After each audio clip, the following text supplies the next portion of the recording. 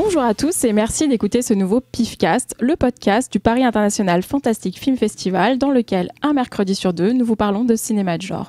Pour l'animer autour de moi, Cyril. Coucou. Xavier. Bonjour. Talal. Salut Véro. Et Laurent. Le corps dans le PIFcast, nous commençons toujours par l'œil du pif, le tour de table de ce qui nous a récemment tapé dans l'œil dans le genre. Puis nous passons au dossier aujourd'hui, où nous parlons de loup-garou. Enfin, nous terminerons avec Cyril et Sabéo.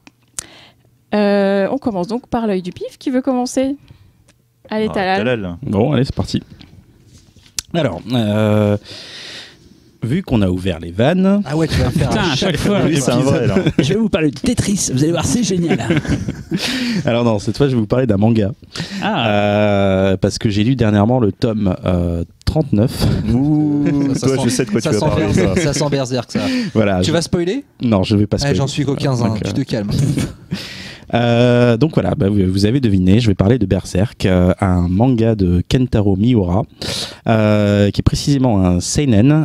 Donc c'est quoi un seinen ? C'est des mangas qui s'adressent principalement aux 15-30 ans, à des mâles principalement. Et celui-là est... Des valises, tu veux dire ? C'est bizarre. C'est ça, tout à fait. Et celui-là, t'es con. Et celui-là s'adresse... Mais elle est très bien, je trouve. Moi, je trouve très oui, bien. Bah oui, je sais, vous entendez. On fait HK2 là. Ouais. Donc, c'est du médiéval fantastique ou même de la dark fantasy, voilà, selon les goûts. Donc, la série a presque 30 ans. Elle a commencé en 89 et continue aujourd'hui. Nous sommes au tome 39 et nous ne savons pas quand est-ce que ça va s'arrêter. En France, c'est publié depuis 2004 chez Glénat. Et il faut savoir que la série est tirée à 40 millions d'exemplaires. C'est énorme. Donc Kentaro Miura, ça vous dit peut-être pas grand-chose si vous n'êtes pas familier avec Berserk. Et quelque part, c'est normal parce que on va dire que Miura, c'est le mangaka d'une seule série et la série, une des séries les plus emblématiques, on va dire, qui tourne actuellement encore, c'est Berserk. Donc de quoi ça parle ? Donc c'est l'histoire de Guts, un homme né alors que sa mère était pendue. Elle a accouché d'un bébé pendant qu'elle avait la corde au cou. Et ce bébé grandit, se retrouve vendu, maltraité, violé, puis récupéré par une troupe de mercenaires. Et il va commencer à devenir une sorte d'animal, une machine de guerre. Puis malgré lui, il va, en perdant une sorte de pari, intégrer une troupe de mercenaires qui s'appelle Band of Hawk, la bande du faucon, pardon. Et avec leur tête l'ultra charismatique Griffiths, qui est une sorte de guerrier très beau, très fort et même imbattable. Donc de bataille en bataille, il va rejoindre donc ce groupe et ils vont se mêler justement à des guerres qui opposent les plus gros royaumes donc de l'univers et fur et à mesure ce personnage qui s'appelle Griffiths donc va perdre un peu pied parce qu'il va revenir à son rêve de devenir roi et ce qui va mener la troupe, on va dire, à sa perte. Donc je m'arrête là parce que c'est l'arc, j'en ai peut-être un peu même trop dit, c'est l'arc principal de cette série, c'est les 13 premiers tomes hein, principalement, et c'est ce que j'ai lu de mieux, on va dire, en termes de manga, peut-être voire même de BD. Je trouve vraiment que les 13 premiers tomes de cette série sont juste hallucinants. C'est une série sombre, incroyablement sombre, le désespoir transpire dans chacune des pages, mais paradoxalement profondément humaine. On est constamment tenu en haleine parce que Miura dissémine tout du long plein de mystères du type qui sont les femtos. Donc les femtos, c'est les méchants, des personnages qui ressemblent énormément aux Cénobites de Hellraiser. Et d'ailleurs, ce n'est pas anodin, la comparaison à cet univers très sombre occidental ne s'arrête pas là, parce qu'on pense aussi à Giger et aussi bizarrement à Gustave Doré, parce que les planches sont juste hallucinantes. Et c'est ce qui explique aussi le rythme de publication. Il y a à peu près un tome qui apparaît chaque année, et quand on regarde à quoi ça ressemble, c'est-à-dire le détail des dessins, on se dit même c'est dommage parce que le format manga est parfois pas adapté à ce type de dessin. C'est juste hallucinant, c'est beau à tomber par terre. Voilà, faut aussi signaler que il y a eu des adaptations de Berserk qui n'ont jamais, en tout cas à mon sens, été à la hauteur du manga. La trilogie animée qui retrace justement l'arc, c'est l'œuf du roi démon, je sais plus, c'est un truc comme ça. Alors je me rappelle plus des titres, il y a une trilogie effectivement, mais avant Elle ça, est pas mal. c'est pas mal, ouais, c'est même très très beau. Elle est sur Netflix d'ailleurs, si vous êtes curieux. C'est sur Netflix, il y a de la 3D, ce qui est plutôt, en termes d'exécution, c'est plutôt cool et je trouve ça que respecte plutôt bien ça le manga, respecte hein. plutôt bien, même si finalement on perd peut-être la puissance du truc, la noirceur du truc. Parce que forcément ils ont dû raccourcir et je crois que c'est 3 films d'1h30. S'ils avaient tout adapté, ça durait peut-être 10 heures quoi. Avant ça, il y a eu une série animée justement qui reprend le premier arc comme les 3 longs métrages que tu évoques. Et une nouvelle série qui reprend juste après le film, justement, juste après les 3 films, qui est très moyenne, on va dire. Donc, si vous voulez découvrir Berserk, je vous conseille vraiment. Vous n'avez pas besoin d'être fan de manga comme moi. Je suis pas un gros fan de manga. J'en lis de temps en temps quand il y a des trucs qu'il faut lire. Allez-y, jetez-vous dessus, les yeux fermés. Voilà. Qui a lu, qui a vu, qui connaît. Moi, je connais, hein, comme Ouais, Laurent, j'ai et lu. effectivement, pour moi, c'est une des très très grosses séries, quoi. Moi, j'avoue, je les lis surtout sur Internet, en scantrad, voilà. Ouais. J'ai essayé de faire ça. Ça m'a gâché quelques tomes, malheureusement. Je peux comprendre, mais en même temps, c'est voilà, le fait est que moi, quand j'ai commencé, en fait, c'est des volumes que je. Je suis épuisé, quoi. Non, c'est épuisés, non, réédité. C'est réédité régulièrement. Non, Moi, j'ai mais- commencé à lire, non, mais je mais- me suis arrêté parce que j'avais pas les thunes. En fait, ça coûte trop cher quand tu Non, mais lances c'est ça. là-dedans. C'est ça le truc, c'est que moi, ça les mettait un frein. premiers volumes, on me les a prêtés. Mais forcément, mon frère maintenant a tout Berserk, donc C'est bien je d'avoir vais lui faire des ponctions. Voilà, donc je serai un homme Ça coûte, pur maintenant. ça mais coûte 7 vraiment- € le volume, t'as 40 volumes. voilà donc, quoi, 40 ouais, volumes. super. c'est- Après, si tu en c'est achètes coup, un quoi. par an, Oui, ça va. Non, C'est oui, pas- non, mais enfin, tu vois, moi, je sais. Et après, quand il y a j'y des vais, trucs, j'en prends 3, ça coûte, Enfin, faut ça dire, coûte quand 20 balles. je suis arrivé dans la et série, puis, quand on 6 l'a fait, mois après, quand on j'en l'a fait rachète, quoi. connaître, c'était déjà avancé et ça a été un frein. Et juste pour dire, parce que moi j'ai vu, je crois que les 2 premiers tomes ou 3 premiers tomes, c'était le truc le plus malsain que j'avais jamais vu de ma vie. Ah oui, ça l'est, effectivement. Tellement c'est glauque. Sans, super j'ai gore, un- super J'ai cul. un niveau d'acceptation assez haut, mais même le côté ce qui lui arrive, c'est dégueulasse à chaque fois. Là, Ouais. dans le premier épisode, il s'en prend plein la tronche. Et juste dans les adaptations, t'as oublié de citer le merveilleux jeu Dreamcast qui est tout moche mais bien rigolo Oui. à jouer. Oui, il y a une série de jeux vidéo qui sont sortis autour de. Il y a un affreux jeu qui est sorti il y a C'est peut-être souvent un an sur affreux les jeux PlayStation. sur console, mais ils sont toujours Ouais. rigolos à jouer, quoi. Ce qui est assez génial sur une série au long cours comme ça, c'est de voir les progrès techniques du mangaka. Parce qu'entre le premier volume et ne serait-ce que la fin de la conclusion de cet arc, le volume 13, il y a déjà eu une progression technique de Barge. Tiens, Laurent, parce que tu as la parole, ton œil du pif. Mon œil du pif. Mon œil du pif est un long métrage américain dont j'ai oublié de noter la date. Voilà, mais qui doit se situer dans les années 70. Ça s'appelle La chasse sanglante, en français, Open Season, de Peter Collinson, réalisateur anglais. Qui a notamment fait L'Orse Bar, je pense que c'est son film le plus connu avec Michael Caine. C'est un survival dans la veine de Délivrance, très très très peu connu parce que très très très censuré en fait quand il est sorti. Le film a fait, c'est pas qu'il a fait beaucoup de remous, mais en tout cas il a été jugé comme assez scandaleux. C'est l'histoire de 3 vétérans du Vietnam qui partent dans leur qui sont restés potes après le Vietnam et qui partent dans leur petit week-end de chasse tranquillou. Sauf sur la route, ils croisent un couple en voiture dont ils trouvent la jeune fille très mignonne. Elle est accompagnée d'un homme plus vieux qu'elle. Ils en déduisent que c'est peut-être un couple adultère et ils ont raison. Et puis ils décident de les kidnapper. Voilà, donc ils les arrêtent sur la route et puis ils les emmènent avec eux, ils foutent la voiture dans un lac et ils les emmènent à leur chalet et puis en gros ils vont dire vous restez avec nous le week-end, vous allez nous faire la bouffe, on va draguer la nana, voilà, en gros ça commence comme une espèce de presque, ça ressemble à un début de Rape and Revenge. Et puis une fois qu'ils se sont amusés avec la nana, et on est déjà aux 3/4 du film, on sait pas, ils leur disent maintenant allez-y, cassez-vous et on va vous chasser. Voilà. Et puis le reste du film est une chasse à l'homme dans la forêt. Donc je vous cache pas que c'est assez sombre parce que en fait on franchit à chaque fois une étape dans l'horreur.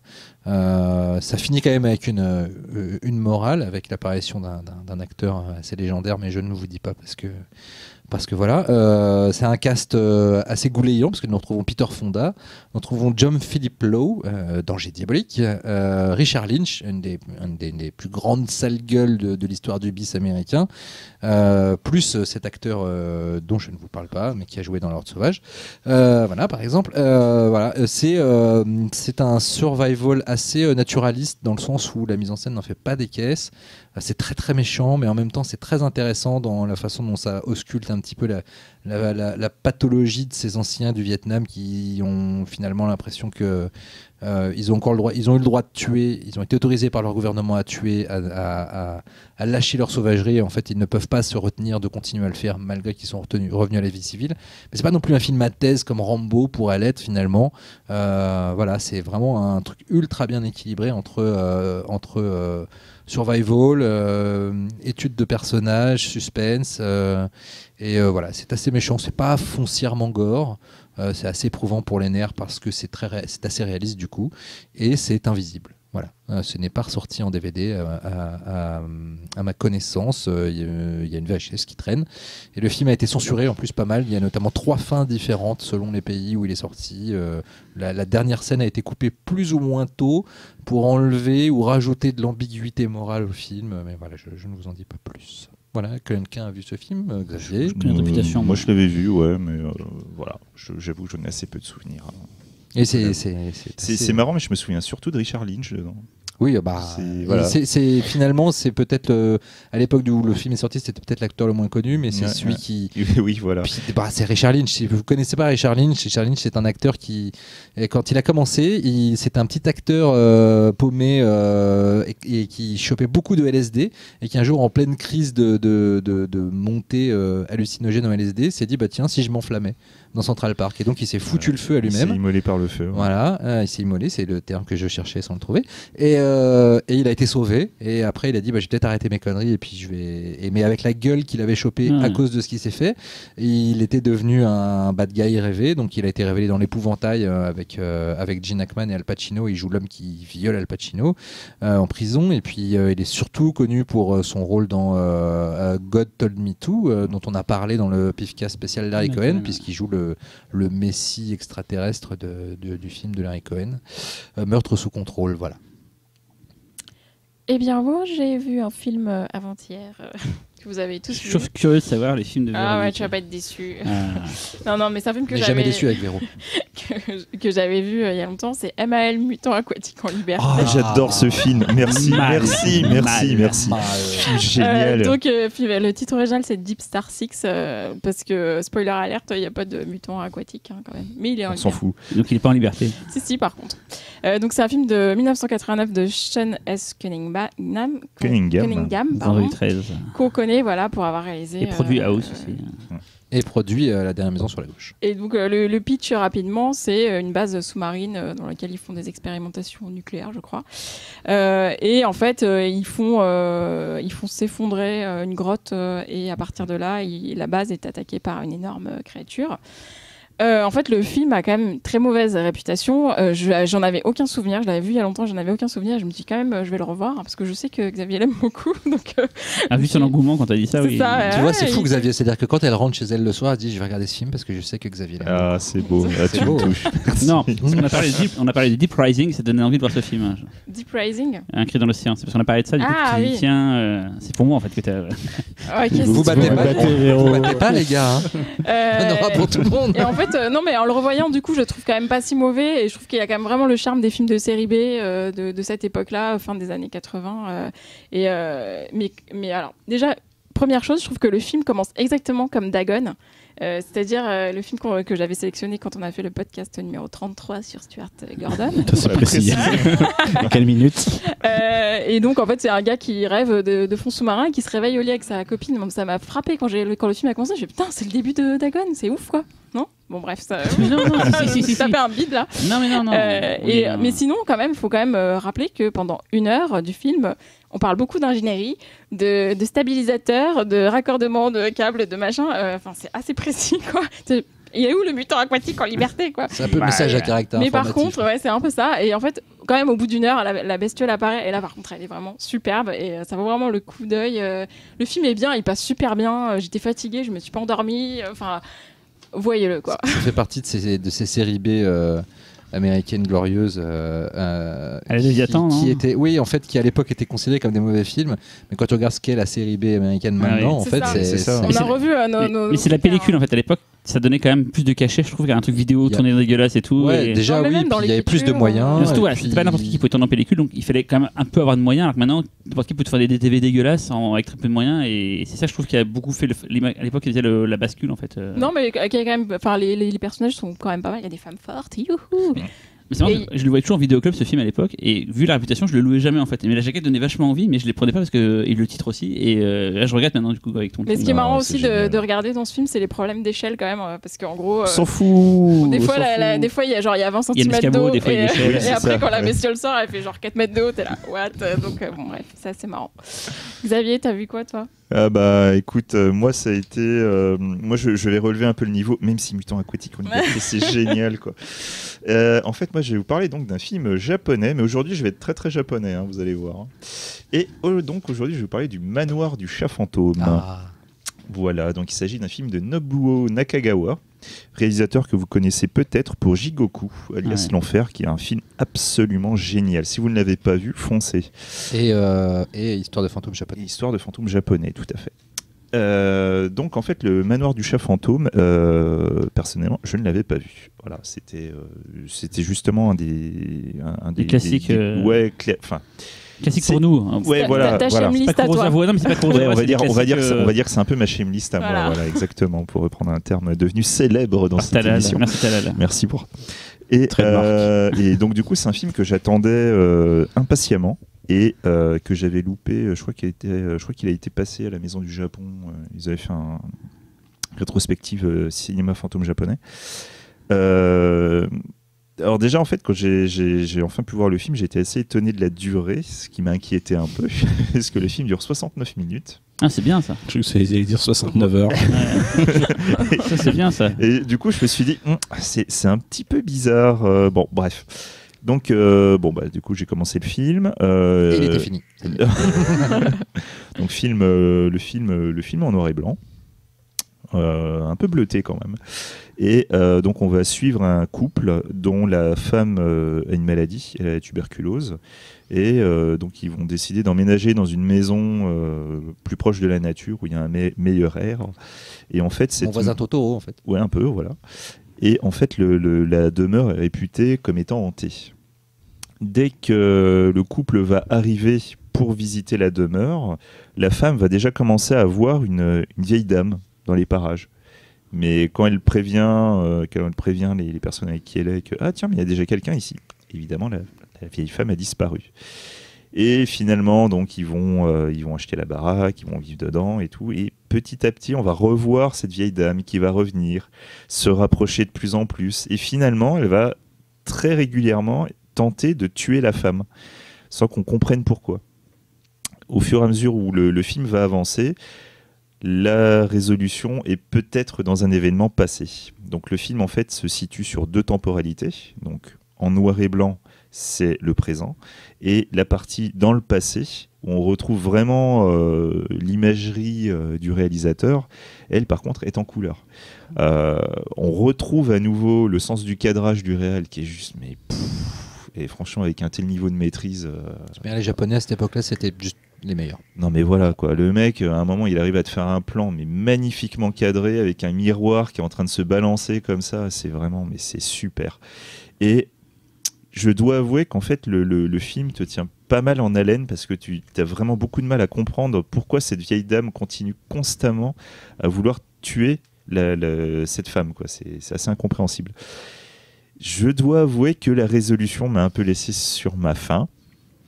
Et comme il s'agit d'un Kaida Neiga, donc un film de fantôme japonais, on se base vraiment en fait sur un type de fantôme très classique du répertoire japonais et qui, je dois l'avouer, n'étant pas japonais, me fait un peu moins d'effet.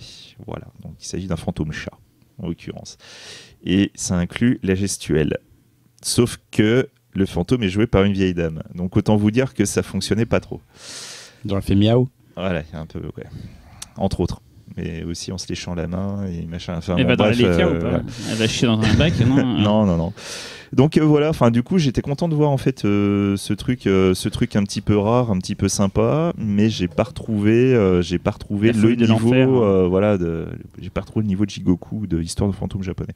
Donc petite déception quand même. Quoi. C'était quoi cet excellent autre film d'épouvante japonais avec un couple de femmes chats, c'est qui est sorti chez Criterion, je crois. Oui, c'est. Le titre m'échappe. Chers auditeurs, si vous l'avez, M'échappe. dites-le nous. On le retrouvera. Voilà, et qui avait le même problème aussi, c'est-à-dire qu'à un moment de matérialiser C'est ça. le fantôme femme-chat, il faut un peu suspendre son incrédulité parce que sinon c'est un peu tendax. C'est ça. Quand il n'y a pas la litière.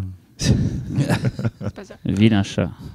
Mais bon voilà, enfin en gros, quand je regarde un film avec des yokai, dès qu'il C'était s'agit de le la film série de- des yokai Monster, tu retrouves vraiment un visuel qui te. Ils sont cool les qui- yokai de toute façon. Voilà, Mais ils sont cool. c'est des marionnettes donc. Voilà, ça ils passe. sont cool, mais quand tu arrives sur des personnalisations comme le chat Oui, fantôme, parce qu'il est déguisant, c'est un déguisement en fait. L'autre c'est des c'est des ça, monstres de la tech, tout de suite ça passe moins bien. Vraiment Laurent a trouvé, enfin le Véronique a trouvé le film. The Black Cat Kuroneko, Ah, oui, réalisé oui, par oui, Kaneto oui. Shindo, Kuroneko, oui, tout à fait, oui. immense réalisateur aussi, Ouais. notamment de L'île nue. Voilà, donc voilà, petite déception pour ceux qui ne l'auraient pas vu, voilà, restez plutôt sur Jigoku, histoire de fantôme japonais. Mais il me semble que c'est celui-là, donc il y avait une scène entière justement à l'expo du Quai Branly. De Jigoku, à mon avis, ouais. Jigoku, Ouais. il y a- il y a- Jigoku, c'est Koidan, c'est juste Jigoku, ils sont incroyable les deux, l'imagerie qu'il y a à De toute l'intérieur. manière, comme dans l'émission sur HK, je fais un nouvel appel J'en profite, je glisse mes suggestions de Vas-y, sujet. fais. Et je pense qu'il faudrait qu'on fasse une émission Japan Craziness. Moi, je voudrais C'est-à-dire une émission spéciale chat. Aussi, il y a Mais si plein de tout le très monde bons lance films des sujets. fantastiques sur les chats. Non, mais voilà, il y a tout un vivier de films japonais de la fin des années 60, du début des années 70, qui sont juste des trucs complètement starbés, qui étaient visuellement à se taper le cul par terre tellement c'était beau, et qui étaient politiquement ultra chargés. The Boy Who Stole the etc. Sun, je le prends. Le couvent de la bête sacrée, enfin j'en passe, oui, des meilleurs, Aosu, enfin, Aosu. bref. Ouais, ouais. Et il y aurait de quoi se faire plaisir. Donc voilà, on va vous concocter, bordel, ça. Cyril.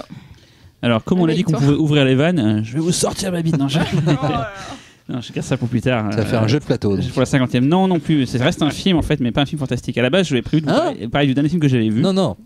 Alors, On nous, ouvre t'as les pas vannes compris les sur- règles. On ouvre les vannes sur des Attendez. trucs fantastiques. Ce- Laissez-le Mais parler, laissez-le on finir, l'invitera laissez-le après. finir. J'allais vous parler d'un film que j'adore et que j'ai revu récemment et ça tombait bien, c'est L'œil du pif, ce qui était Ennemi d'État. Alors, ça n'a totalement rien à voir avec ce qu'on fait d'habitude et je vois que tout le monde fait la gueule autour de la table. Mais ça tombe Je bien, me casse. c'est pas le film dont je vais vous parler maintenant. Ouf. Ah, J'adore ce film parce que j'ai vu mon premier claquage de beignet de l'année et c'est, alors je vais essayer de le dire comme il faut, Sicario, la guerre des cartels, alias Sicario de the Soldado. C'est pas fantastique. C'est pas fantastique, mais on a ouvert les vannes. Non, on a ouvert les vannes à ce Non. du fantastique, Donc, mais qui n'est pas Dans cinéma. d'autres objets culturels. Niquez-vous, Non, c'est niquez-vous, n'importe ça a pas quoi. été Tu fais dit. ce que tu veux parce que t'es le Attendez, boss, c'est moi qui pas juste. décide. C'est moi qui décide. Ouais, Je c'est lui toi la dis boss. d'y aller continuer. Oh là là, le favoritisme. Mais c'est un film fantastique. Non, mais ça aurait été drôle, ça aurait été drôle, il aurait été dans la mer, Alors, il saurait pas quoi raconter sur C'est un l'interdit. film qui peut être parfois à la limite de l'abstraction vague. Laisse-le en parler, on va voir. Ah, c'est un réalisateur qui a un lien avec le fantastique, Oui. par son papa. Oui, qui est surtout connu pour ses Les westerns. westerns, mais bon. Oui, donc non, toujours pas. Non, essaye encore. Autant le premier sorti en 2015 avait été réalisé Josh par, Brolin a fait par du fantastique. Le papa de Josh Brolin a par fait du Denis fantastique. laissez-moi finir c'est pénible. Par Denis Villeneuve, donc Sicario, le premier Sicario qu'on avait Qui est beaucoup encensé à qui l'époque, est une tuerie. qui est un très très bon film effectivement. La suite est réalisée donc par Stefano Sollima, qui est donc le fils de Sergio Sollima. Stefano Sollima, c'est son troisième film. Il avait fait ACAB avant, All Cop Are Bastard en 2012, et je vous le conseille, le très très beau Suburra en 2015, vraiment Je confirme. un film mortel, Ouais. qui a eu droit d'ailleurs après une série télé qui est sur Netflix, mais le film d'origine est vraiment top. Le point commun entre les deux films, donc c'est pas le réalisateur, c'est le scénariste, c'est donc Taylor Sheridan. Alors ce que je ne savais pas, c'est que Taylor Sheridan était acteur dans la série Son of Anarchy. Bon, Tout à fait. je ne suis pas cette série, donc je ne savais pas du tout ça. Mais il a Excellente scénarisé donc le premier Sicario, Comancheria, et il a fait son premier film en tant que réalisateur récemment avec Wind River, qui apparemment est immortel. Pas vu. Pas vu? Mortel, Mais Wind c'est River, vraiment mortel. Et- Mais c'est et, un juste, très bon scénariste. C'est aussi lui qui a fait la saison 1 de Gomorrah. Oui, c'est vrai. Qui a fait ça. Alors, je tiens juste à rétablir une légende sur Taylor Sheridan. Wind River n'est pas son premier film. Il a signé un torture porn tout pourri alors, pas foufou quand même, dans les débuts des années 2000, milieu des années 2000, qu'il a fait enlever de sa filmographie officielle. Voilà, Qui s'appelle comment ? Je ne sais plus. Bon. Voilà, mais Mais il est plus dans sa Fact-checking. filmographie, je sais plus comment tu le trouves. si, il est sur IMDb, ils l'ont laissé justement. Donc le c'est point des petits commun bizarres. entre donc les deux films, outre le nom du film, c'est les acteurs en fait, Del Toro et Josh Brolin en fait, qui reprennent chacun leur rôle respectif. Et autant dans le premier, c'était un film très tendu sur ce qui se passait au Mexique, les guerres entre les cartels et tout. Et on suivait donc Benicio Del Toro, qui était un gars obsédé par les cartels, dont sa famille s'est fait entièrement tuer et allait justement buter. C'était son obsession de buter des gens des cartels. Dans la suite, on retrouve le personnage qui est à nouveau appelé pour une mission un peu suicide où il doit kidnapper la fille d'un des chefs de cartel pour créer une guerre entre les cartels pour les faire se détruire entre eux en fait. Et le film, je l'ai trouvé juste dément. C'est de A à Z, j'ai pris un pied pas possible. Je disais en sortant de la séance à des amis que c'est un peu comme Aliens par rapport à Alien. En fait, c'est bizarre comme comparaison parce que Sicario 2 n'est pas du tout C'est plus assez vrai. action que le 1, mais il a un côté plus festif, plus fun, peut-être moins sérieux. Enfin, plus fun, c'est pas fun dans le sens, c'est pas fun, Pas mais, fun du tout. mais plus par contre, didactique, c'est- plus ludique que le premier, je trouve.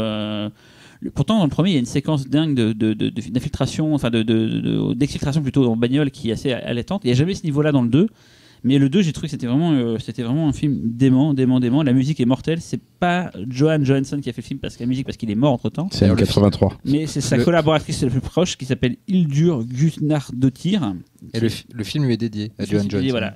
Voilà. Donc c'est pas fantastique, mais c'est tellement ouf que je me suis dit merde, fuck les règles, voilà, fuck Talal. Et son ouverture de vanne. Et voilà, je voulais pas de ce film-là qui m'a vraiment, comme on dit, claqué le beignet. C'est mon premier claquage de beignet de l'année. Et il me semble que tu as trouvé ton gif de l'année aussi, c'est ça? Ah oui, parce qu'il y a la fameuse séquence de Adios où t'as Del Toro qui, avec son doigt, appuie très vite sur la gâchette Tu vas dans la bande-annonce. pour tuer quelqu'un. Et ça, cette scène, j'étais dans la salle, j'ai fait ah, j'ai hurlé quand ça a apparu. J'ai fait putain, c'est trop fort. Et en termes de mise en scène, justement, alors par rapport à Villeneuve, on est dans un truc aussi vertigineux ou Non, c'est moins documentaire carré, c'est plus pas vivant, c'est plus organique en fait. c'est moins froid que. Ouais, c'est plus organique Ouais. et il y a des séquences, des mises en scène avec des hélicoptères, machin, qui sont vraiment démentes. Enfin, de A à Z, je me suis pas fait chier une seule seconde. Ah non, c'est pas J'ai chiant trouvé du tout, ça c'est dément, assez quoi. mortel. Mais ta comparaison avec Alien 2, elle est... C'est venu comme ça en sortant. je Non, sais mais pas pourquoi, là où elle est très pertinente, c'est que en fait, moi j'ai eu la réaction devant Sicario 2 que Sigourney Weaver a eu en lisant le scénario de Alien, c'est-à-dire le côté fascination pour les armes. En fait, je trouve que Sicario 1 est un film, un des meilleurs films sur la réflexion sur l'utilisation de la violence dans la lutte contre le banditisme, à quel point ça peut te détruire et comment tu en viens à te dire que tu ne peux t'opposer à des animaux en ne devenant que plus sauvage qu'eux, alors que tu es du bon côté de la loi. Et le film, du coup, en fait, dans le premier Sicario, tu la redoutes, la violence. Quand elle arrive, elle fait très mal, elle est très bien mise en scène, mais tu la redoutes. Dans le 2, je trouve que Solima, il est un peu plus fasciné par ces personnages de militaires ultra badass avec des gros guns et tout et des hélicoptères. Donc je trouve que ça me parle plus. Voilà, mais je trouve que dans Sicario 2, on perd un petit peu justement ce côté très intelligent sur le rapport à la violence. Taylor Sheridan le garde dans son scénario parce qu'il y a une réflexion avec le personnage de Josh Brolin et son parcours qui est très intelligent par rapport à ça. Mais dans la mise en image, Solima est moins subtil. Oui, mais par contre, il est d'une efficacité hallucinante. C'est un peu comme la dernière fois avec Sans un bruit et Hérédité. Oui, voilà. Et le film est ultra jouissif à regarder. Balek les bonnes notes dans les critiques. Là, je trouve juste la fin me casse les couilles parce que j'aurais préféré qu'il rajoute une demi-heure de film pour le terminer plutôt que de nous faire son cliffhanger de série télé à la con. Mais je trouve le film dément. Si vous l'avez pas vu, le premier claquage de beignet de Cyril, je vous le conseille 1000 fois. Et c'est pas fantastique. Mais, comme dit Talal, on ouvre les vannes, voilà quoi. Ok, bien on passe au dossier. Aujourd'hui, nous avons choisi de parler d'une créature poilue, nuisible et qui sort nue à chaque pleine lune. Non, je ne parle pas de Laurent, mais bien du loup-garou. Voici donc notre sélection de 5 films qui vont vous faire hurler de plaisir. Qu'est-ce qui se passe? Laurent vient de me montrer J'ai son montré torse. mes poils. Je vais pas dormir cette nuit, ni demain d'ailleurs. Laurence, c'est horrible ce que je viens de voir. On Pauvre Laurence. commence avec Talal qui a choisi un classique. Oui, alors j'ai choisi un classique. Donc non, ce n'est pas le loup-garou d'Universal. C'est Hurlement de Joe Dante. Donc un film qui date de 81, qui a été montré pour la première fois au monde au Festival d'Avoriaz. Et c'est l'adaptation d'un bouquin, je crois, qui porte le même nom. Et j'ai découvert quelque chose, c'est qu'au scénario, c'était John Sayles. le réalisateur de Lone Star. Je ne savais pas du tout. Je ne sais pas si autour de la table il y avait d'autres gens qui savaient ça. John Sayles, il a signé quelques scénars pour des films d'horreur, enfin ou Je du ne bis. savais pas qu'il était déjà actif à cette époque-là. Bref, donc techniquement c'est le troisième film de Joe Dante après Movie Orgy et Hollywood Boulevard, mais aussi ce que je ne savais pas, c'est que ces deux films étaient des co-réalisations. En fait, c'est son second film après Piranha qu'il avait réalisé en 78 et juste avant le très connu Gremlins qui date de 84. Joe Dante fait ce film avec John Hora, son fidèle chef opérateur qui l'accompagnera pratiquement toute sa carrière. Et ça se ressent d'ailleurs, on voit un peu la patine, on va dire, qui portera, on va dire, toute sa filmographie. Et Hurlement, c'est le premier film d'une malheureuse saga qui comportera 8 films, qui finira même avec un truc qui ressemble un peu à une sorte de Twilight sous acide, tout pourri, que je n'ai pas vu. Hein, que je sais pas. C'est une des rares franchises où dès le 2, tu passes de l'excellence au what. C'est quel le fucking le nanar, c'est le 2 ou le 3 le C'est le nanar? 2. Ah, c'est Le le 2. deux. Je crois qu'ils sont tous aussi mauvais les uns que les autres. Alors, tu les as vraiment, vus, Xavier? Ouais, mais il y en a un qui est vraiment bien et c'est le 7. C'est celui avec Bruce Payne qui est un mélange entre Hurlement et Fricks. Et celui-là, vraiment, il est bien. Quoi. J'ai pas vu celui-là, bah tiens, tu Ah non, vraiment, je vous jure, regardez-le, il est super. Donc on fera une spéciale Hurlement. Faut avoir vu les 6 Les huit premiers films. pour les. Oh non, du tout, hein, rien Ça à suffit voir. pas, hein, d'accord. non. Donc de quoi ça parle Ça commence avec une journaliste. Cyril, arrête de me jeter des trucs. Qu'est-ce que c'est? Voilà. Une journaliste, une animatrice télé qui est incarnée par Dee Wallace, la maman de E.T., qui se retrouve traquée par un tueur en série. C'est un début assez bizarre, j'y reviendrai très très rapidement, en tout cas bizarre dans la filmo de Joe Dante. Donc traumatisé par cet événement, un psychiatre, son psychiatre qui est incarné par Patrick McKee, qui est donc très connu parce qu'il incarnait, alors j'ai oublié son nom dans John Steele, merci, dans Chapeaument et les bottes de cuir. Donc son psy va lui proposer d'aller se reconstituer avec ses autres patients dans une campagne un peu éloignée. Dans un lieu qui s'appelle La Colonie. Donc elle y va avec son mari, mais là-bas il y a pas mal d'événements étranges qui s'y passent, notamment les gens sont un peu chelous, et elle va finalement se retrouver dans une colonie de loups-garous. Voilà. Loup-garou. De loups-garous. Pour les détectives privés, non, Je me suis dit que c'était cool de dire loup-garou, je sais pas pourquoi. Donc voilà, c'est une sorte de relecture du mythe du loup-garou. Parce que cette fois-ci, ils peuvent se transformer en journée et à volonté. Et c'était un peu la volonté de ce réal et de pas mal de films de cette époque-là, des années 80, où finalement pas mal de mythes étaient revisités, comme par exemple le vampire. Je pense à Vampire, vous avez dit Vampire de Tom Holland, où on redéfinissait un peu les règles, on dépoussiérait un peu justement les mythes les Universal Monsters de l'époque. Donc ce que je disais tout à l'heure, c'est qu'effectivement le film s'ouvre sur une scène particulièrement sombre.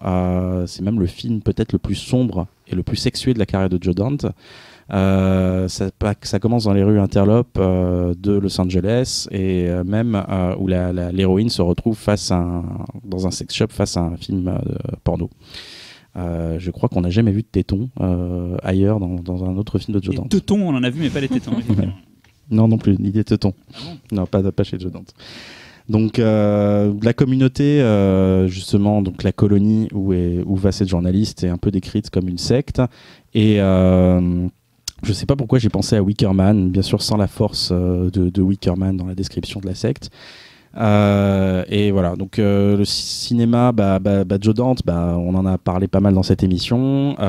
C'était un peu le Tarantino avant l'heure. C'est un mec qui était ultra cinéphile, qui est justement retransmet sa cinéphilie dans ses films. On a une galerie de personnages, de comédiens très connus de l'époque de sa jeunesse, et même des caméos par exemple, on voit Roger Corman au début du film. Voilà. Donc c'est comme aussi ses autres films, c'est un film éminemment punk, et parce qu'ici on a une grosse critique du monde de la télévision. Ce que je dis fait éminemment référence à la fin, que je ne vais pas révéler. Voilà. C'est le network du film de loup-garou en fait. Exactement. Et finalement, on se rend compte que le loup-garou n'est pas vraiment la priorité peut-être de Joe Dante. Mais alors, encore une fois, parce que j'ai essayé, c'est un peu mon jeu, caser ce nom à chacune des émissions. C'est Rob Bottin, donc qui à l'époque avait 21 ans et qui était encore l'élève de Rick Baker, qui initialement devait faire le film. Et ironie du sort, où Rick Baker se retrouve à faire l'autre film concurrent qui se fait à peu près à la même époque, qui s'appelle Le Loup-garou de Londres. Donc Bottin, à 21 ans, se retrouve directement propulsé chef make-up FX et nous réalise les plus belles scènes encore à ce jour de films de loup-garou. Je sais pas vous, mais moi, depuis Le Loup-garou de Londres et Hurlement, j'ai beaucoup de mal à trouver des loups-garous qui me plaisent, en tout cas. Attends, cette peur bleue, arrête. Et la faute peut-être à des CG, à l'utilisation du CG. Je crois qu'on y reviendra quand on parlera des autres c'est films. comment CG. Non mais il s'appelle comment le film Kirst. Curse, c'était atroce, C'était mais de bien, toute ça. façon, même Joe Dante sur. Joe Dante. Et dans Van Helsing, non, ça te plaisait pas? Non, mais ça, Là, non, mais ça, tu vois, c'est l'exemple typique de ce qu'il faut pas faire. Même si visuellement il y a des idées, je crois qu'il se déchire la peau pour que le loup sorte en dessous. Il y a quelques Ceux idées. de mais ça Underworld reste, sont pas mal en synthèse. Dans le souvenir. On sort tous les bons films. Non, en plus c'est vrai, je pense que dans les souvenirs ils sont plutôt pas mal en fait. Les transformations sont plutôt bien faites, tu sais, c'est- en temps réel et tout. C'est la tragédie aussi enfin, vous parlerez de vos films, mais je pense que c'est la tragédie du film de loup-garou, c'est que depuis ces deux films-là, on n'en a pas un seul qui arrivait à leur cheville, quoi. Si, il y en a quelques-uns. Et le Wolf avec Jack Nicholson. Non. On a déjà parlé dans cette émission. Ginger Snaps, je pense que ça reste. Ouais. Bah, en fait, Je sais pas, Ginger je- Snaps, c'est le film qui est vraiment bien. Après, Le Loup-garou Je le trouve assez flippant dans le premier, moi, quand même. La première transformation. Ouais, mais me fait pas rêver, quoi. Me fait pas rêver. Faire rêver Xavier. Là. Bah ouais, un petit peu. Quoi. Bah, Tu veux que je te montre mes poils c'est peut-être aussi non, pitié, pitié, arrête. C'est peut-être aussi ça le problème, c'est que les deux gars, Baker et Bottin, ont mis la barre tellement haute que passer derrière, surtout qu'avec la technologie qu'on a, en plus on pourrait faire des super loups, peut-être si on mixait Ouais. les technologies, mais Non, mais je crois que vraiment, pour moi, les derniers loups-garous qui m'ont plu visuellement, c'est Cyril qui va en parler. je crois que t'allais dire c'est Cyril. Ah, on en parlait tout à l'heure, pas de spoil. Après, je veux pas troller et je trouve les effets spéciaux super dans Hurlement et tout. Mais en réalité, si on se transformait en loup-garou, je pense pas que ça se passerait comme ça. Enfin voilà. Discussion nerds. Juste, il y a une Oui, c'est scène, pas comme ça, parce qu'on peut une pas, scène de, corps humain. une dernière chose sur Le Mans, j'ai oublié d'en parler. Il y a cette scène de cul avec cette comédienne dont j'ai oublié le nom, qui est décédée Barbara depuis. Streisand. Merci. Mais non, non. il y a un Barbara, elle Non, s'appelle c'est- Barbara quelque chose. Il y a un Barbara dans son nom. Véro va faire un fact-checking. Donc c'est une scène de cul où Il y a pas de Barbara. les deux personnages, elle s'appelle pas Barbara. finalement. Belinda, peut-être. Elle est Dieu. Donc- Belinda. Pendant qu'ils font l'amour, ils se transforment en loup. Et c'est magnifique. C'est beau, ça nous Ah, a la laissé sans métaphore, voix. Et Hurlement, c'est un. Oui, comme tu l'as dit, il y a 2 films et demi de loup-garou. Non, parce que. Dans le moderne, mais après là, on oublie le loup-garou de l'Universal, on oublie, Exactement. Oui, on non, oublie depuis. on oublie Je dis depuis. la nuit du loup-garou Terence Fisher, voilà, mais c'est vrai que dans le loup-garou, on va dire moderne, à part ces 2 films-là, il n'y a pas eu grand-chose sauf celui dont je vais parler. Et le grand- tien, alors justement, Laurent, Ah là là où là est-ce qu'il là. se situe? Alors les auditeurs, Donc, préparez-vous. voilà, moi je suis parti à l'opposé du spectre de Talal, c'est-à-dire que je me suis dit quel film de loup-garou improbable pourrait sortir. Non, en fait, c'est justement, c'est comme en fait la filmographie du film de loup-garou est dominée par une poignée de films. J'ai eu envie de moi-même de me lancer un défi en me disant est-ce que il y a tellement de films bis qui existent et qu'on balaye d'un revers de main en se disant c'est du trash, c'est du lisse. Et en fait, plein de ces films ont un intérêt. Et je suis donc allé dénicher un film réalisé par un grand réalisateur du bis italien, un monsieur qui aime le cinéma noble. D'ailleurs, je vais vous citer certains films de sa filmographie. La vie sexuelle dans une prison de femmes, Prostituzione, Les déportés de la section spéciale SS, Il est Un cool, Nazi celui-là. Exploitation. Il est cool celui-là. à 16 ans dans l'enfer d'Amsterdam, Ah, très Les bien. nuits chaudes de Cléopâtre. Donc on sait qu'on tient un client, Rino Di Silvestro. Quelqu'un qui voyage, je dirais, non? Voilà. Donc il y a donc, vous Oubliez l'avez les compris, Fellini, machin et tout. Voilà. Hein, vous avez Voilà, du là, vrai c'est- italien. là, on parle de vrai cinéma. Voilà, hein. qui a œuvré dans le bis crapoteux Rital et qui a pataugé dedans avec beaucoup de délices visiblement. Il est auteur du scénario de ce film qui s'appelle donc La Louve sanguinaire. Il est co-auteur même du scénario avec un acteur qui s'appelle Howard Edward Ross, À deux pour faire ça. qui joue dans le film, qui joue le cascadeur dont tombe amoureuse l'héroïne. Cascadeur très rigolo parce qu'il y a des scènes géniales. Oui.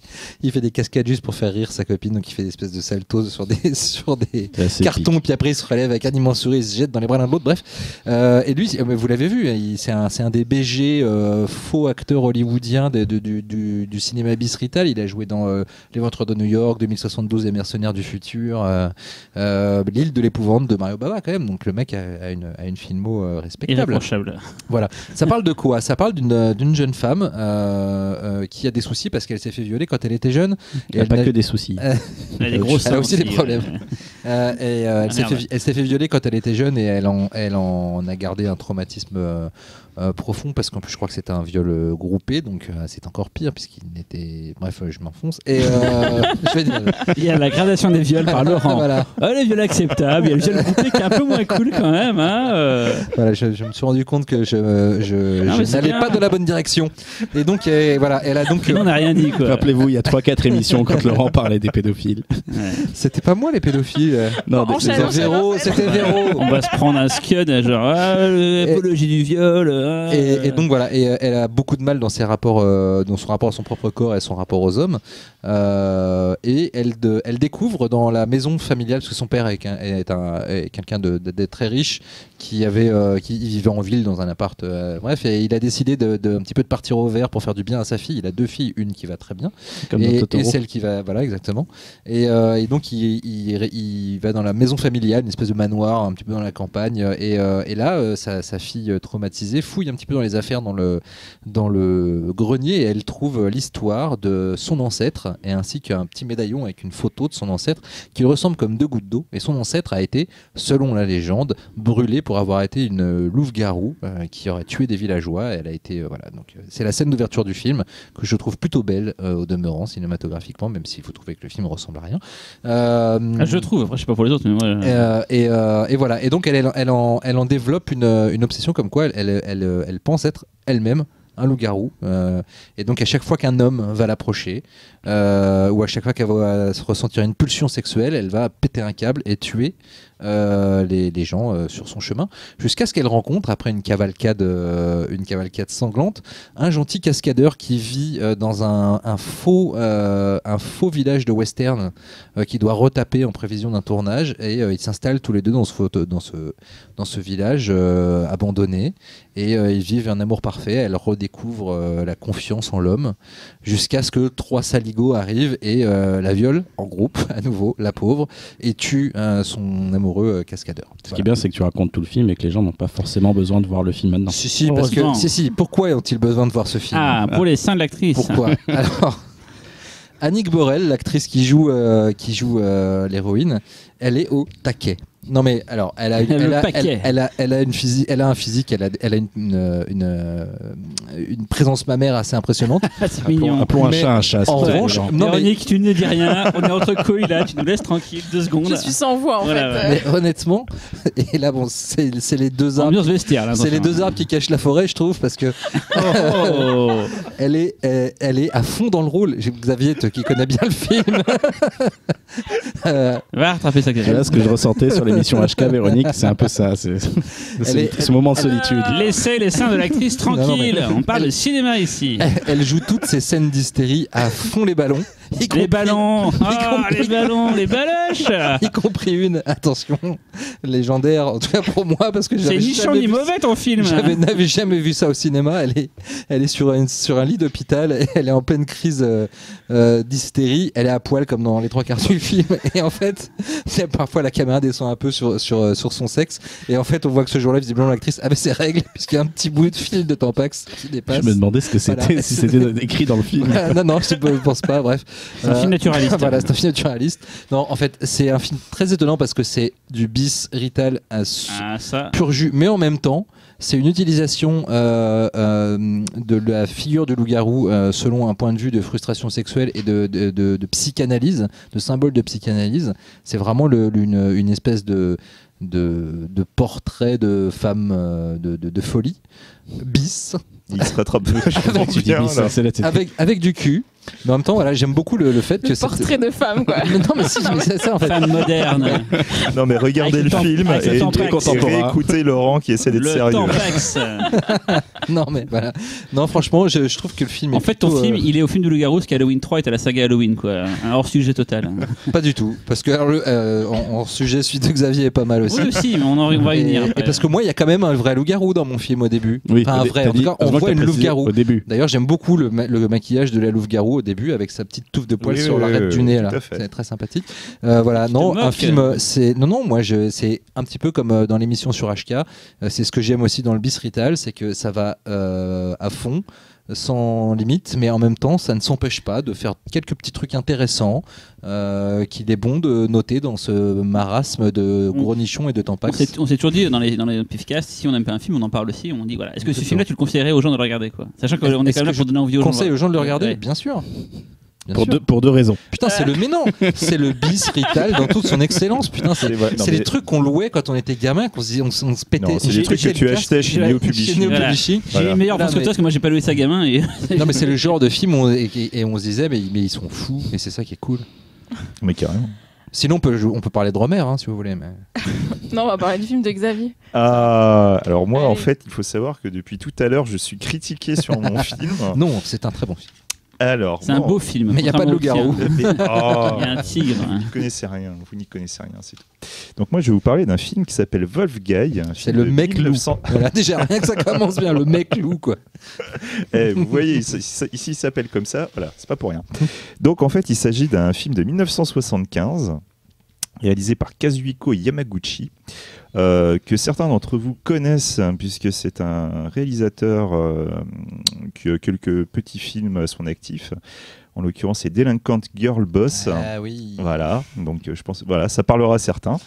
Pas J'ai d'autres. jamais vu le film. J'ai le DVD, mais. Mais t'as le coffret Delinquent Ouais, Girls. Pinku Violence, Pinku ouais. Violence, ouais. Ouais, dans le fantastique Il vaut coffret 800 Pink euros Violence, aujourd'hui.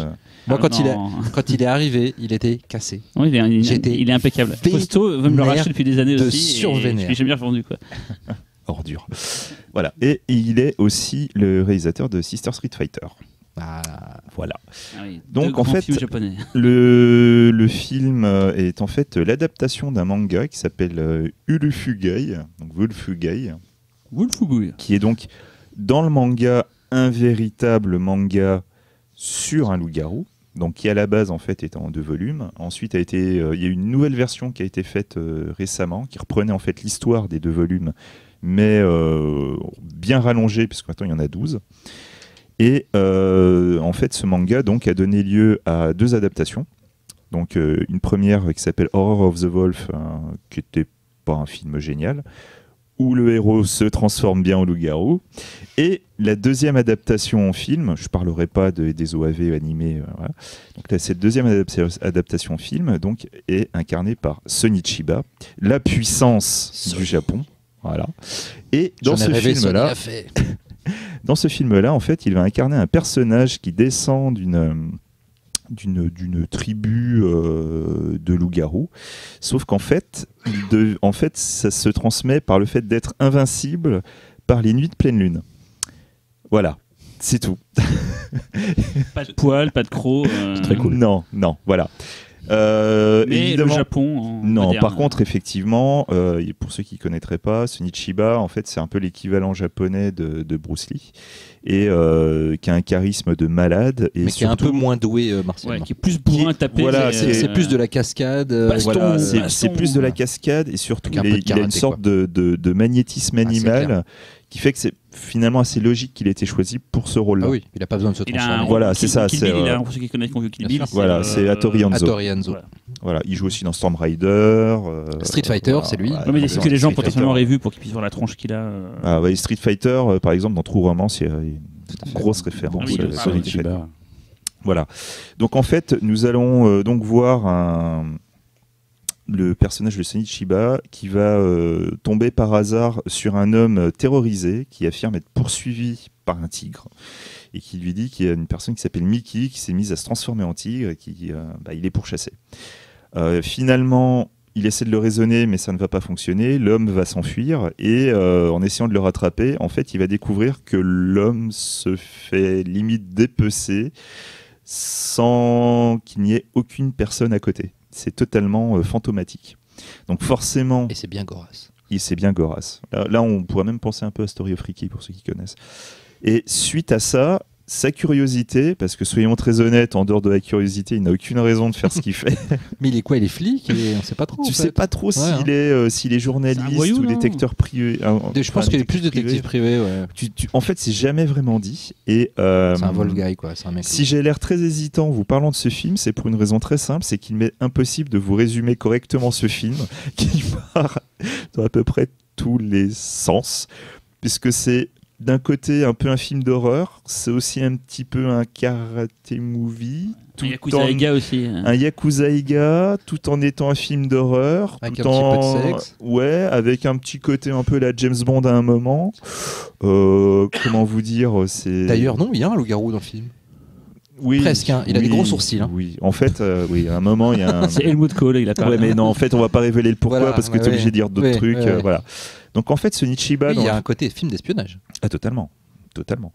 Et la référence à James Bond est aussi pour son rapport aux femmes, puisque, comme dans ce Pifcast, nous aimons les femmes énormément. Il faut savoir que. On aime les Nous femmes, aimons les on femmes aime les femmes en énormes. groupe. En groupe, on les aime. Nous aimons les femmes hommes aussi, énormes. on aime tout le monde. Ouais, sauf que là, en fait, ce Nichiba, à chaque fois qu'il va rencontrer une femme, on il va vient de perdre coucher des avec. auditeurs, hein, des auditrices. Il va coucher avec, mais genre, il les rencontre et genre 5 minutes après, emballé, c'est pesé, ça y est, ils sont dans le lit, quoi.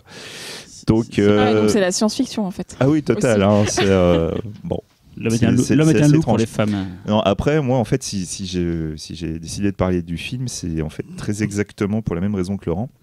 Être hors C'est- sujet. Non, c'est pas pour être hors sujet, parce que le film n'est L'anatomie. en fait pas hors sujet.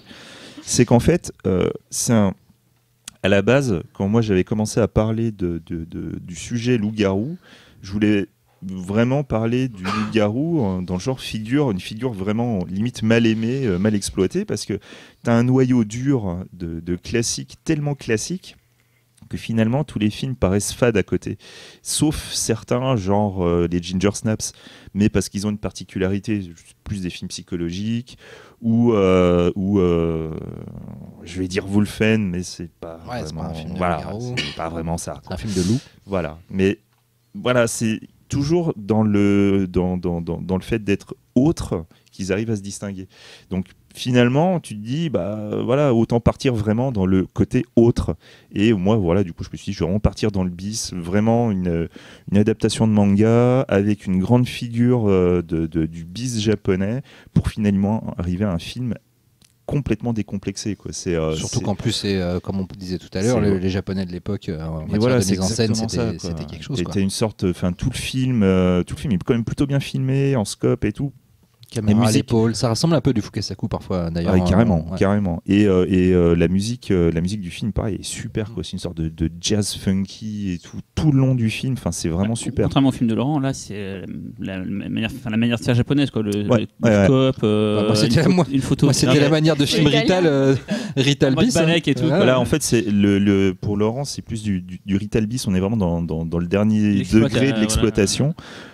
Moi, dans le mien, c'est vraiment une volonté limite de faire plusieurs films dans un film pour essayer de rameuter le plus de monde possible. Rameuter, le loup. Ah ouais, Voilà, on tu est vois, raccord, pas en fait. mal, hein. Et voilà, après, le film, effectivement, c'est un peu n'importe quoi. C'est très difficile à vous résumer, tellement ça part dans des directions vraiment étranges. Je vous garantis que Les quand vous aurez vu flashbacks le sont film, rigolos. entre le début et la fin, vous allez vous dire, mais qu'est-ce qui s'est passé, quoi. Flashback quand il est enfant et tout. Mais le truc, c'est que tu as une énergie, quoi. Tu as vraiment c'est un clair. truc qui est.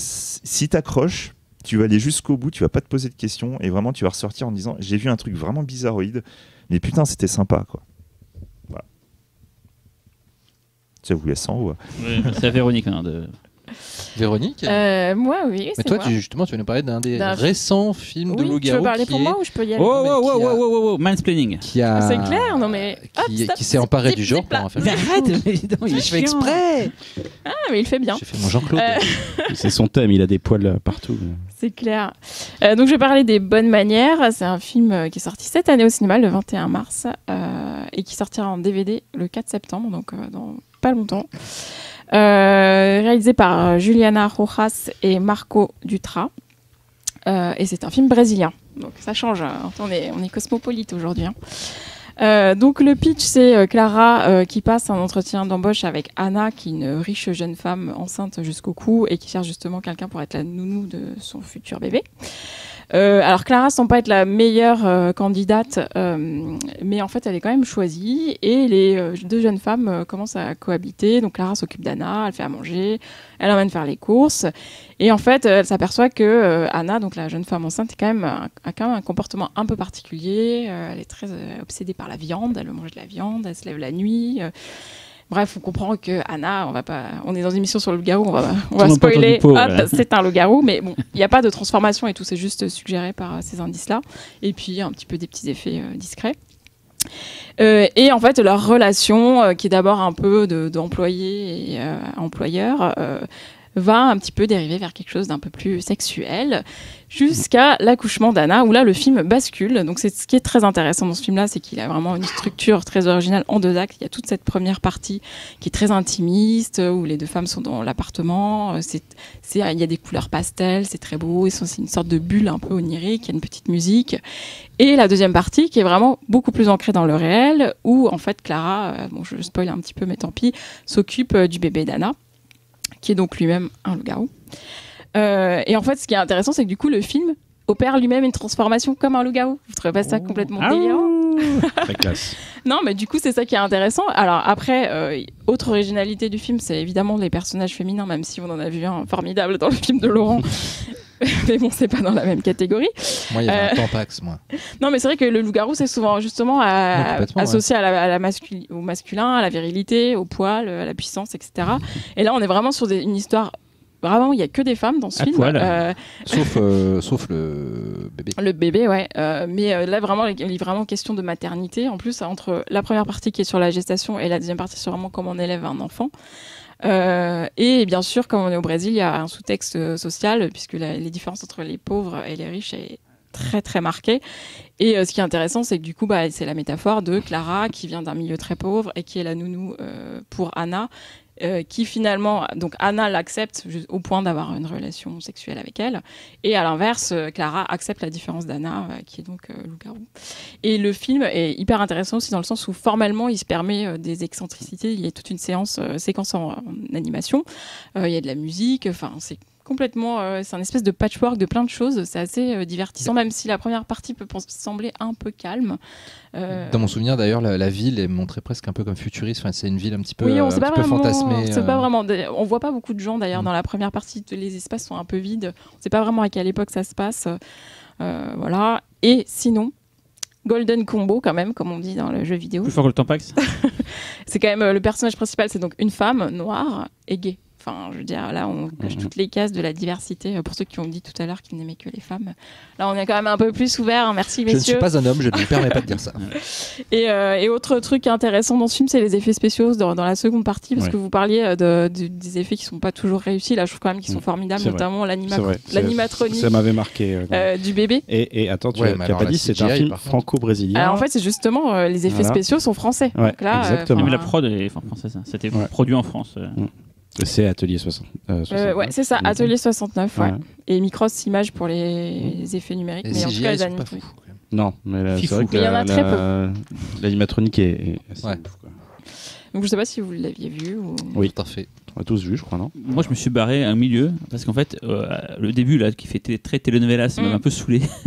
Et quand il y a la séquence de transformation qui est en dessin animé, j'ai trouvé que c'était pour moi un désaveu total du côté regardez, c'est du fantastique, mais on fait ça un peu de loin, on n'aime pas trop ça. Et j'ai été vraiment furieux quand j'ai vu ça. C'est con, hein, mais. Bah oui, parce que du coup, la deuxième partie, elle assume complètement le fantastique. Oui, mais du coup, le côté, on montre pas la transformation, on fait ça en animation parce que ça nous fait un peu chier. C'est ce que j'ai cru en fait. Et je me suis barré. À ce moment-là, j'étais assis, je me suis barré de la salle à ce moment-là et par contre la suite était bien meilleure, donc j'aurais peut-être dû rester en fait, mais voilà, je l'explique quand même mon truc. Dans mon souvenir, il me semblait que le loup-garou c'était le papa, mais que elle n'était pas loup-garou. En fait, elle a été fécondée par un loup-garou. Donc elle a des envies de. Elle a des envies de viande. Elle a les yeux un peu bizarres. Ouais, elle se transforme pas. Non, mais elle se transforme jamais dans la première partie. Le début, en tout cas, télénovela, on est d'accord, c'est quand même un peu. Il y a un côté. En fait, il y a vraiment. Il y a un côté un peu télénovela / Amélie Poulain fluo. C'est-à-dire dans cette volonté de faire des décors très pastels, qui moi aussi me gavait pas mal au début. J'avoue que parce qu'en plus le film dure 2h15, 2h20. Ouais, il est assez long et le film commence vraiment par l'entretien d'embauche de la nounou. Il y a quand même plus intéressant. Et puis en plus dans l'entretien d'embauche, tu vois tout de suite qu'il va y avoir un truc de classe sociale et tout. Tu vois avoir le film avec ses gros sabots. Il y a eu un buzz sur ce film-là, il était montré à Locarno, il y avait vraiment une sorte de buzz et j'ai l'impression que c'est plus les gens qui n'aimaient pas trop Fantastique qui surkiffaient le film et c'est ce qui m'a un peu énervé. Mais c'est con, je lui ai pas laissé sa chance parce que là, quand tu viens de décrire ce qui se passe après, je me suis dit peut-être que j'aurais peut-être dû rester pour. Mais j'étais vraiment furax, ça m'a énervé. La scène d'accouchement, elle est vraiment, elle est saisissante en fait. Tu t'attends pas à ce que le film vrille comme ça. Après. Mais moi je trouve ça bien parce que justement ce que je te disais, ce côté de transformation, la scène de l'accouchement, elle marque vraiment la cassure. Et puis la deuxième partie est jolie, la relation entre les personnages. Je trouve le film très intéressant parce qu'il a de vrais partis pris et pour le coup, il ne ressemble à rien. Ouais, non, mais vraiment à rien. Et voilà, je sais pas, effectivement, alors il y a un petit côté qui peut plaire peut-être aux bobos, je sais pas, les gens qui sont anti-genre, mais oui, mais tant mieux, pourquoi pas. Mais pourquoi pas, autant ouvrir un peu le donnons-nous truc, la main tous ensemble et regardons. Aimons-nous les uns les autres, bordel de merde. Partout. Mais surtout c'est un film qui a plein de choses jolies, intéressantes à très dire. Touchant. Moi, je l'ai vraiment trouvé super touchant. Le seul truc que je lui reproche, c'est sa durée. En fait, au bout d'un moment, non, mais c'est vrai. Je suis et t'as vraiment deux films. Le film est scindé en deux et ça aurait pu être un deuxième film en fait. Xavier ne l'a pas vu. Ouh, on fait les loups. Je l'ai loupé en salle, excusez-moi. Mais Xavier, je m'étais parlé des films récents là. Tu fais et pour info, en fait, c'est réalisé par un collectif et ils ont déjà travaillé ensemble et en fait, ils se passent le relais. En fait, parfois il y en a un qui écrit, l'autre qui réalise. Ah d'accord. Ils sont même à la technique, je crois qu'il y a des mecs qui ont réalisé d'autres films de ce collectif. Et en fait, ils s'entraident entre eux. En fait, c'est pas mal comme concept. On termine avec Cyril. Oula, t'as vu, t'en as cru pour Xavier, pas pour moi. Tu as raison. À la base, je voulais vous parler, parce que moi, forcément, je suis le débile du groupe, donc je parle des films bourrins ou cons. À la base, je voulais vous parler de Underworld. On a parlé tu vas faire plus con que la louve sanguinaire C'est vrai que vous avez mis le niveau très haut ce soir. Enfin, c'est aujourd'hui. J'aurais préféré que tu parles d'Underworld. Alors, je voulais parler d'Underworld à la base, parce que c'est un film que j'ai pas aimé en salle, mais que j'ai beaucoup aimé quand je l'ai revu en director cut. Mais finalement, je me suis dit, c'est pas qu'un film de loup-garou, c'est con de parler de celui-là, qui parle de zombies, de vampires, machin et tout. Je vais essayer de vous parler d'une série télé que je pense que Xavier doit connaître, qui s'appelle La Malédiction du loup-garou. Superbe série. Qui passait sur Canal+ quand j'étais gosse, et c'est un épisode de cette série qui m'a décoincé sur les films d'horreur. En fait, je flippais d'en regarder avant, et il y a un épisode, je sais pas pourquoi, il y a un truc comique qui se passe, et ça m'a décoincé sur les films d'horreur parce que ça. Mais du coup, je me suis dit, tiens, film comique, de loup-garou, je vais vous parler de Dog Soldier. Donc Dog Soldier, un film de Neil Marshall, un poète du cinéma fantastique. Un film de 2002, voilà. C'est son premier film en fait, Neil Marshall. Alors Neil Marshall est surtout connu pour The Descent qu'il a fait en 2005, un film que j'adore mais que j'ai pas revu depuis. Apparemment, c'est très dur à regarder à nouveau. On m'a dit que le film parlait vachement de sa superbe quand on le revoyait. Moi, j'en parlerai tout à l'heure. J'ai une expérience particulière avec ce film. Il a fait après Doomsday, qui est un film que j'aime beaucoup, très très con pour le coup. Je déteste Doomsday. Mais peut-être un peu trop self-conscious de sa connerie. Voilà, c'est ça qui ne plaît pas, je pense. J'en parlerai tout à l'heure. J'ai une expérience très particulière avec ce film.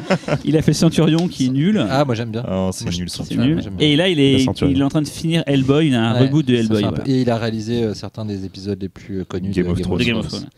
Pourquoi donc je vous parle de Dog Soldier? C'est un film que j'apprécie beaucoup parce qu'il est très très con, très très drôle surtout. C'est un film assez drôle et très bourrin. C'est des militaires en fait qui s'entraînent dans une base et qui vont tomber en fait sur des vrais loups-garous. Et c'est un film, ça devient très vite un film de siège avec les loups-garous qui attaquent la baraque. Et donc on a des mecs avec des mitrailleuses qui se battent contre les loups-garous, assez bien foutus. C'est très violent. Il n'y a pas d'effet de transformation dans les souvenirs, alors je l'ai pas vu depuis longtemps, mais c'est vraiment que des loups-garous qu'on voit se battre et tout. Mais quand ça blast, ça fait mal. Il y a des mecs avec des entrailles éventrées. C'est vraiment très très bourrin. Ce qui est rigolo, c'est ce qui a été vendu comme ça à l'époque, c'est le producteur du film en fait. Donc Christopher Figg, c'est lui qui avait produit les Hellraiser. En fait, c'est un mec qui est connu pour lancer des talents, on va dire en Angleterre. C'est une sorte de je sais pas, je veux dire, Roger Corman local et tout quoi. Et voilà, donc c'est un film sur lequel comme personne connaissait Neil Marshall quand il est sorti le film. Beaucoup de gens disaient voilà, c'est le nouveau film du mec qui a fait découvrir Clive Barker machin et tout. Voilà, donc c'est un film très très con. Il vient de se passer un truc génial, je vous le dis, parce que vous n'avez pas l'image. Cyril a enfin trouvé le moyen de neutraliser cette mèche de cheveux qui lui tombe dans l'œil depuis 20 minutes. Voilà. Il a réussi à la coincer sous le casque, c'est une grande victoire pour lui. Prendre un bandeau de tennis bientôt. Je teste les cheveux longs et c'est un peu chiant. Voilà. Donc voilà, un producteur. Bientôt une émission spéciale sur mes cheveux. Un producteur donc un peu connu. Marrant d'ailleurs, on parlait des effets spéciaux, mais les effets spéciaux prosthétiques sont l'œuvre de Bob Keane, qui avait d'ailleurs bossé sur les Hellraiser, les deux premiers Hellraiser, qui a fait plus tard aussi Candyman. Donc voilà, c'est un film que j'aime bien parce qu'il est efficace. C'est vraiment, il faut imaginer, c'est un peu comme Alien. On en a parlé tout à l'heure pour Sicario, mais c'est des militaires surarmés contre des loups-garous, avec beaucoup d'humour. C'est pas très beau, le film est moche, faut dire ce qu'il est, et je crois que c'est un peu le cas souvent des films d'Ali Marshall, c'est un peu bâclé niveau technique. Peut-être que tu as un truc à raconter là-dessus.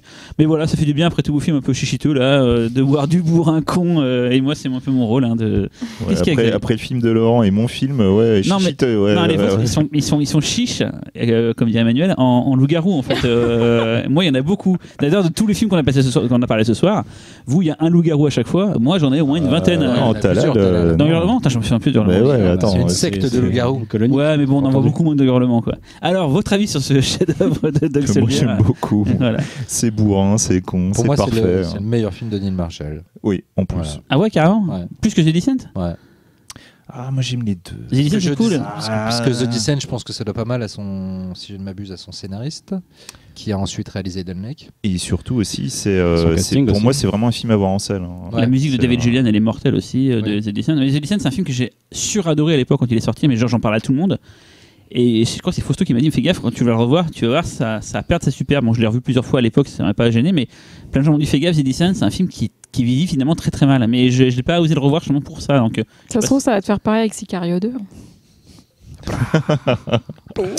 Je ne pense pas. Bon alors, moi je l'ai pas revu depuis la sortie en salle. Mais et à l'époque, j'avais bien aimé, c'était fun quoi.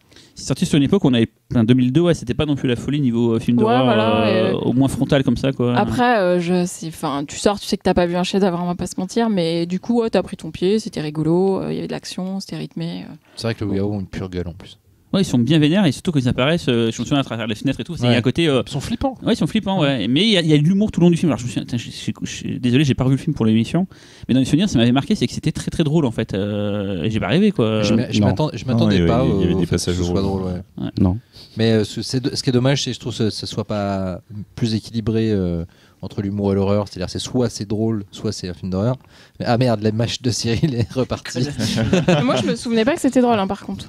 Tu vois, un film comme Evil Dead, ce que j'adore, c'est que tu sais pas si tu dois te marrer devant le premier Evil Dead, le premier est pas drôle. Ah si, c'est le 2 qui est drôle. Ah non, le premier est drôle. Il y a des passages drôles, mais justement, mais en fait, tu sais pas si tu dois rire ou pas, et ça crée un truc complètement unique. Et en fait, j'avais juste regretté que dans Dog Soldier que ce soit drôle. Ah bon, là, le gag est fini. Allez, maintenant, on fait un peu d'horreur. Voilà, c'était un peu basique, mais en même temps, bon, c'est Neil Marshall, c'est pas le mec le plus, c'est pas l'alchimiste du genre. Mais il y a Monsieur Talal, j'ai une anecdote sur le film. Non, c'est pas une anecdote, c'est une non-anecdote justement. C'est que ce film-là, je n'arrive pas à le terminer en fait. À chaque fois, et c'était pour ce pifcast, j'ai encore essayé de VHS qui est cassé, c'est ça, à la fin t'as pas la fin. Non, j'ai commencé le film la première fois, j'ai dû tenir peut-être 20 minutes, je me suis fait chier, j'étais fatigué. Deuxième fois, je me disais, j'ai redonné la chance au film. Rebelote, j'ai pas réussi à le finir. Et là, pour le pifcast, je me suis arrêté peut-être à 10 minutes de la fin. Mais Xavier disait qu'il fallait le voir en salle, peut-être que c'est ça. Non, il parlait d'Eddie Descent. Ah oui, d'accord. Tu parlais d'Eddie Descent de Doug Sawyer. Alors que tu as vu la louve sanguinaire en entier. Non, tu parlais de Doug Sawyer ou de Eddie Descent? Non, je parlais bien de Dog Soldier. Et j'ai eu la même expérience avec Doomsday. C'est un film que je n'arrive pas à terminer. Par contre, c'est normal. Doomsday, c'est bien, mais je comprends ce que tu veux dire. C'est fatigant. Non, c'est pas bien. Doomsday, c'est le film où tu as une poursuite post-apocalyptique avec des véhicules de ouf qui se poursuivent, qui se font de Frankie Ghost sur une Hollywood. voiture. Et l'action, c'est deux personnes dans une des voitures qui se mettent des petits coups de poing. Oui, mais sur fond de tout. Il y a Frankie Ghost Hollywood. Mais il y a Rona Mitra. Frankie Ghost Hollywood. Et donc, non, j'arrive pas à ce film. Je trouve ça très mauvais. Profondément. Par contre, les loups-garous, je les trouve cool, effectivement. On parlait de loups-garous prosthétiques, ils sont chouettes. Pour moi, c'est vraiment le dernier film avec des beaux loups-garous. Il y a eu on n'a pas parlé, mais parce que je pense à ça, Paul Hayet, c'est un mec qui avait fait un film qui s'appelait Seasoning House qu'on avait passé au pif, qui était qui a bossé sur The Descent en fait. Il a fait un film de loups-garous en Angleterre il y a 2-3 ans qui s'appelle Hall avec une attaque de train. Le film est pas terrible, mais les loups-garous sont bien. Moi, j'aime bien Hall. Les loups-garous sont bien. C'est quoi, c'est des loups dans un train, c'est ça? Non, c'est un train qui s'arrête. C'est un train qui s'arrête dans les Landes et en plein milieu de nulle part, et en fait il est attaqué par les loups. Ça a l'air cool. Et le film il est pas ouf, mais les loups sont vraiment cool, et le mec vient des effets spéciaux prosthétiques, donc forcément il a soigné son bébé et ils sont pas mal. Si c'était un film de loup-garou récent, voilà. On n'a pas parlé de Wolfman, qui est quand même j'ai failli le mettre aussi dans ma liste. Un gros, c'est le gros film, gros budget de loup-garou, apparemment retourné, c'est un tournage un peu et Rick Baker aux commandes, qui ironiquement a pris un Oscar pour ses effets spéciaux, alors que tous les effets spéciaux ont été repris derrière en numérique. C'est quand même. Et un c'est peu- le réalisateur C'est Joe Johnston. Voilà, Joe Johnston, en plus, Park, Mais, ouais, à- en plus, mais à la base, ça- c'était Mark Romanek Oui, qui c'est- devait faire Ah le ouais, film. film Alors, cauchemar. Alors qu'on aurait un pu autre parler film, d'un vrai bon film de loup-garou, Voilà. Wolf. Voilà. Et on aurait Alors- parlé aussi d'une excellente série, Le loup-garou du campus. Tu Et- sors, que là, je tu sors. Là, Non, mais regardez, là, je peux pas te sauver. Là. C'est gentil, regardez. Et on aurait, j'aurais, Méchant, regardez, vas-y, parle-nous du loup-garou du Non, campus. non. Vas-y, Teen Il y a Wolf. Teen Eh ben, Wolf, non, il y a non, Monster Squad aussi, si tu veux.